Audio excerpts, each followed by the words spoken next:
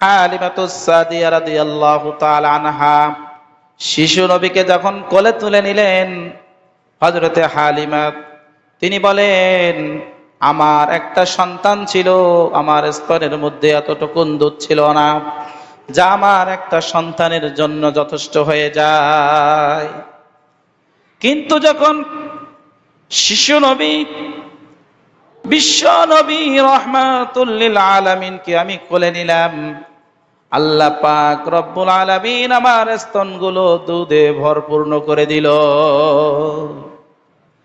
হযরতে হালিমা তিনি বলেন, আমার একটা সন্তান ছিল যার নাম ছিল আব্দুল্লাহ।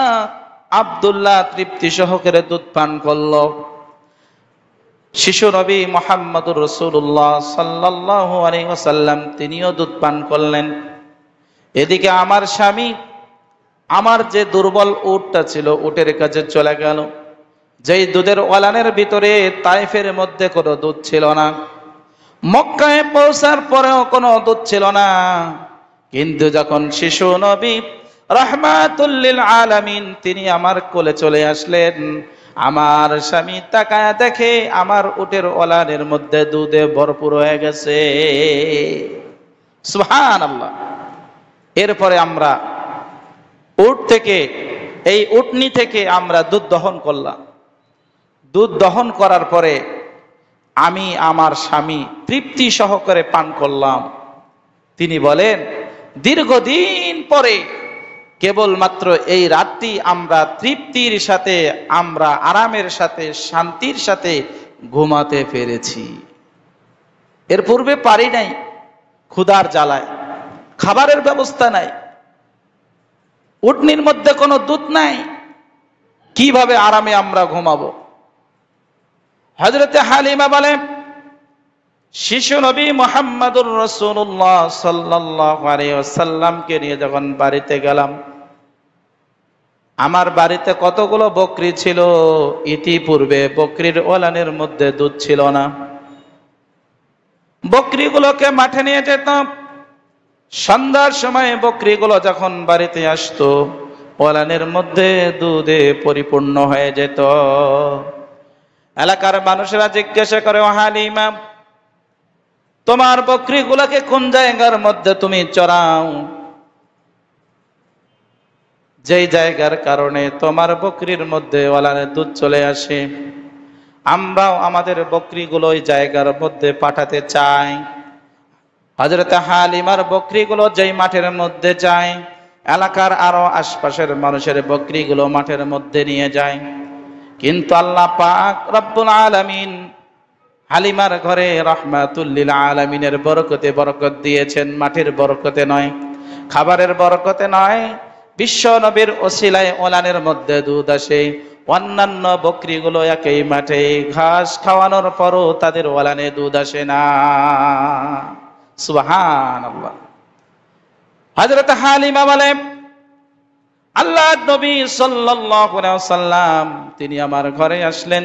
যেই কূপের মধ্যে আমার পানি ছিল না, সেই কূপের মধ্যে পানি দ্বারা ভরপুর হয়ে গেল।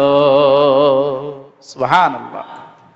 এভাবে আল্লাহর নবী সাল্লাল্লাহু আলাইহি ওয়াসাল্লাম তিনি দীর্ঘদিন হযরত হালিমার ঘরে থাকলেন। এক পর্যায়ে আল্লাহর নবী সাল্লাল্লাহু আলাইহি ওয়াসাল্লাম ছোট ছিল।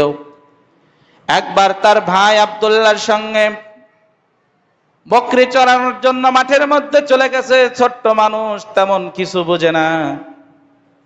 আব্দুল্লাহ সেও ছোট, তেমন কিছু বোঝে না। হঠাৎ করে আব্দুল্লাহ দেখে মুহাম্মদ সাল্লাল্লাহু আলাইহি ওয়াসাল্লামের কাছে সাদা পোশাক পরিহিত দুইজন মানুষ এসে বিশ্বনবী, শিশু নবী মুহাম্মদুর রাসূলুল্লাহ সাল্লাল্লাহু আলাইহি ওয়াসাল্লামকে জমিনের মধ্যে শোয়ায়া তার সিনাটা কেমন যেন চাক করতেছিল। এই দৃশ্য দেখে তার দুধ ভাই আব্দুল্লাহ একটা মুহূর্ত অপেক্ষা করে নাই, সঙ্গে সঙ্গে বাড়ির দিকে দৌড় দিয়েছে। মাকে গিয়ে বলে, মা, আমার দুধ ভাই মুহাম্মদ সে এরকম অবস্থায় পড়ে আছে।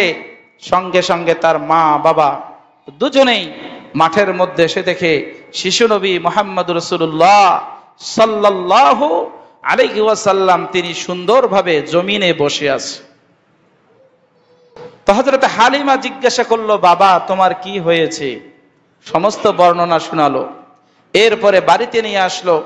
আসার পরে স্বামী স্ত্রী পরামর্শ করলো, অন্যের সন্তান কি অবস্থা না জানি, সামনের দিনগুলো আবার কি না কি হয়ে যায়, সুতরাং তাদের আমানত তাদের কাছে আমরা ফিরাই দিয়ে আসি। নবীজিকে তার মায়ের কাছে হযরত হালিমাতুস সাদিয়া তিনি ফিরাই দিয়ে আসলেন। মায়ের কাছে যখন আনলেন, মা জিজ্ঞাসা করলো, কি ব্যাপার, অনেক আগ্রহ করে আপনি নিয়ে গেলেন, এত তাড়াতাড়ি ফিরে আনলেন যে, কোনো কি সমস্যা?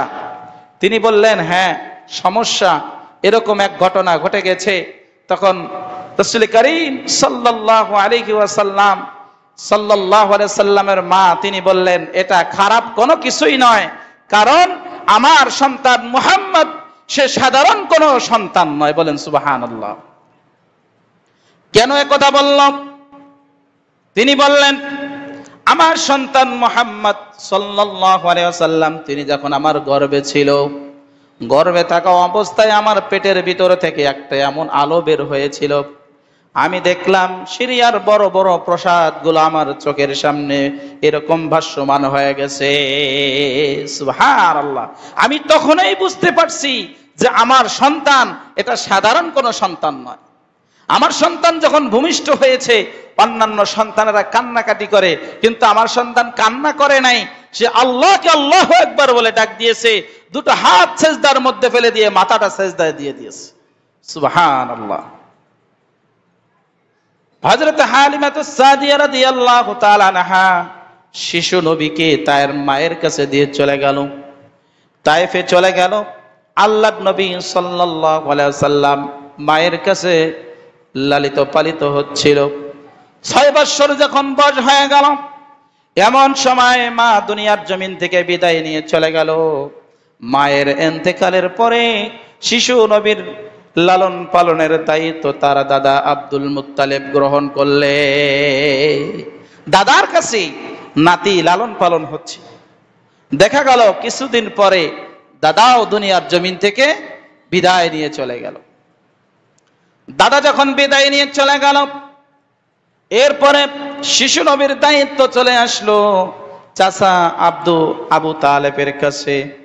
আবু তালেব তার ভাতিজাকে এই পরিমাণ ভালোবাসতো, যে পরিমাণ ভালোবাসা তার নিজের সন্তানদেরকে বাসতো না। আবু তালেব নবীজিকে এত বেশি ভালোবাসতো, তার জীবনের চাইতে বেশি ভালোবাসতো, এত বেশি ভালোবাসতো যার ইতিহাস, যার ঘটনা, যার নমুনা কোনোভাবে দেওয়া সম্ভব হবে না। আল্লাহর নবী সাল্লাল্লাহু আলাইহি ওয়াসাল্লাম তার চাচা আবু তালেবের কাছে লালিত পালিত হচ্ছিল। এমন সময় হযরতে রাসূল করিম সাল্লাল্লাহু আলাইহি ওয়াসাল্লামকে সঙ্গে করে নিয়ে সিরিয়ার উদ্দেশ্যে ব্যবসায়ী কাফেলা নিয়ে আবু তালেব রওনা করবে। রওনা যখন করলো, প্রতিমধ্যে একটি জায়গার মধ্যে চলে গেল। যাওয়ার পরে একটা জায়গার মধ্যে তেনা বিশ্রাম ফরমাচ্ছিলেন। এমন সময় ওখানে একটা গির্জা ছিল, আর গির্জার মধ্যে খ্রিস্টানদের একটা পাদ্রী ছিল, তাওরাত কিতাবের আলেম। এই তাওরাত কিতাবের আলেম, তাওরাত কিতাবের ভিতরে আখেরি নবী, বিশ্ব নবী রাহমাতুল লিল আলামিনের আগমনের যত বার্তা আছে সব বার্তা এই তাওরাত কিতাবের ভিতরে লেখা আছে। আমাদের নবী যে দুনিয়ায় আসবেন তার কিছু এরকম নমুনা তাওরাত কিতাবের ভিতরে আল্লাহ তাআলা দিয়েছে। তো পাদ্রী সে তাওরাত কিতাবের আলেম, সে তাওরাত কিতাব পড়েছে, তো সে মিলায়া দেখে যে সে তার সাথে আখেরি নবীর যে সিম্পটম গুলো এগুলো সব মিলে যায়। সুবহানাল্লাহ বলেন, সবগুলো কি মিলে যায়। তখন মুহাম্মদ রাসূলুল্লাহ সাল্লাল্লাহু আলাইহি ওয়াসাল্লামকে প্রথমে একটা প্রশ্ন করলো যে আমি তোমাকে কিছু প্রশ্ন করব, এই প্রশ্নগুলোর তুমি সঠিক উত্তর দিবা, মিথ্যা বলবা না। নবীজি কি কখনো মিথ্যা বলেছে? বলেন, কখনো মিথ্যা বলেছে? কখনোই তিনি মিথ্যা বলেন নাই। রাসূল করিম সাল্লাল্লাহু আলাইহি ওয়াসাল্লামকে 1 নম্বরে প্রশ্ন করা হলো যে তার পূর্বে তার চাচাকে একটা প্রশ্ন করা হয়েছে, রসুলকে প্রশ্ন করার পূর্বে তার চাচাকে প্রশ্ন করা হলো।